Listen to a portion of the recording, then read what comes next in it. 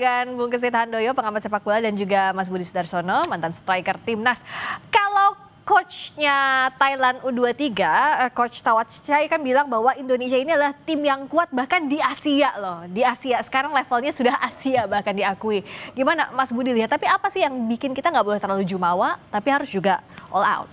Ya emang kalau untuk senior memang kita sudah, menurut saya sudah levelnya sudah di Asia ya.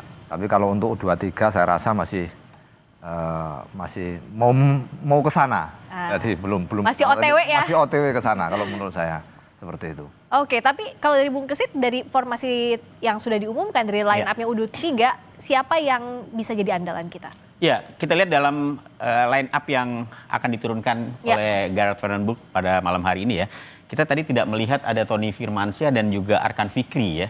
Kita sambil lihat ya line up-nya ya, posisi yang selama ini memang menjadi posisi yang nyaris tidak tergantikan ya. Tapi karena kedua pemain ini mengalami cedera, pada akhirnya memang posisi tersebut akhirnya harus diisi oleh pemain lainnya. Ada Dion di sana yang tampaknya akan menjadi pilihan utama dari Vandenberg untuk bisa menggantikan posisi Tony Firmansyah dan juga Arkan Fikri ya. Masih ada nama Raihan Hanan, kemudian juga Rahmat Arjuna, kemudian juga masih ada Doni Tripamungkas, ya. Kemudian di tengah juga Robi Darwis tampaknya juga masih menjadi andalan, selain juga Ahmad Maulana, ini bek kanan asal Arema yang menurut saya juga cukup menjanjikan ya. Tapi memang PR-nya adalah ketika Arkan Fikri tidak hadir di lapangan, ini tampaknya memang menurut saya menjadi problem tersendiri ya. Meskipun tadi kata Bang Zaki bisa jadi main atau enggak ya? Iya, tapi untuk di starting line up kayaknya dia tidak ada. Tapi ada di bangku cadangan ya. Tapi ada di bangku cadangan.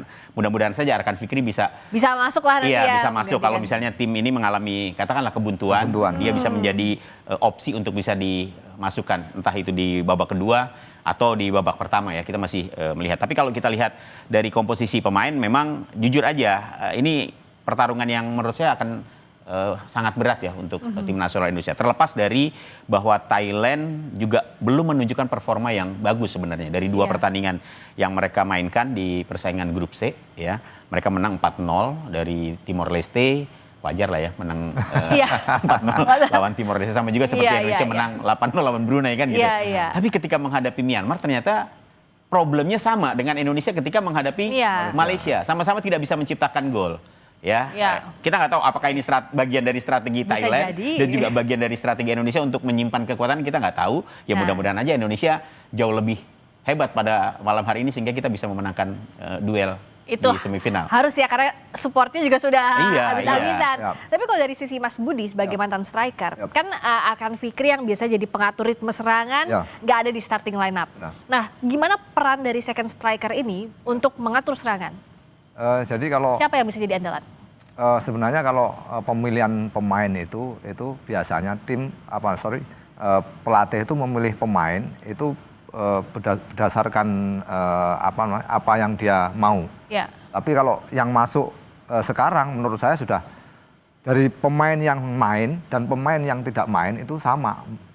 Itu seperti itu. Supaya tidak, ketika yang satu tidak main, nanti pemain yang berikutnya main itu jomplang permainannya. Timpang gitu ya. Timpang. Nah, biasanya nggak seperti itu. Jadi menurut saya kalau siapapun itu yang diturunkan, biasanya apalagi kalau di tim yang sepak bola modern sekarang itu nggak ada pemain yang inti di situ. Paling hanya cuma beberapa pemain saja. Artinya kapasitasnya harusnya sama untuk menutup. Iya, biasanya setiap tim itu setiap main tuh biasanya berubah-berubah. Siapa yang dimainkan seperti itu. Biasanya seperti itu. Nah, kalau lihat misalnya dari Dion, lalu juga Revan, lalu Arjuna, gimana sih mereka bisa mengisi kalaupun Arkan Fikri nggak diturunkan di awal? Ya itu yang tahu pelatih lah. Jadi yang tahu pelatih. Tapi kalau Mas Budi lihat dari pola permainan mereka selama ini gimana? Menurut saya hampir sama. Hampir sama? Hampir sama lah. Oke, nggak jauh ya berarti? Nggak jauh beda. Apalagi usia U23 itu biasanya juga levelnya juga nggak begitu mungkin timpang jauh lah sama yang senior ya. Biasanya seperti itu. Oke. Kita akan lihat lagi bagaimana situasi di GBK. Jangan kemana-mana, tetap di Breaking News Kompas TV, kami segera kembali.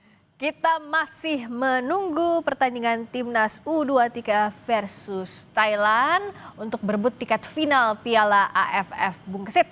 Ini kan kita lihat ya di Stadion GBK sudah banyak yang ingin melihat langsung permainan Timnas. Tapi kan di sisi lain kita juga ketar-ketir nih ya gimana. Ya kita percaya sama Timnas U23 sekarang. Tapi melawan Thailand bukan hal yang bisa dianggap sepele.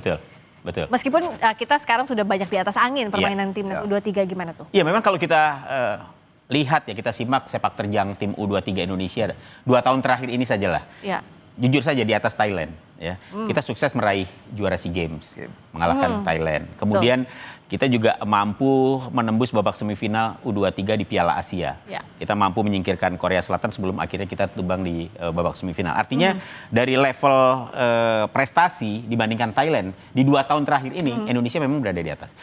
Kalau kemudian Indonesia difavoritkan di Piala AFF ini saya pikir wajar.